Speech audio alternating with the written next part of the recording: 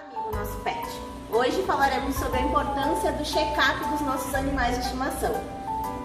Anualmente, cães e gatos devem ser levados a uma consulta de rotina. O check-up periódico previne doenças, garante um diagnóstico precoce e tratamento adequado, através de exames e consultas preventivas. Em alguns casos, no check-up o animal recebe doses de vacina que estejam pendentes e é realizada uma avaliação física, além de exames simples como exames de sangue e exame de fezes. Dependendo da saúde do pet, exames complementares podem ser solicitados, como eletrocardiograma, ultrassom abdominal e exame de urina.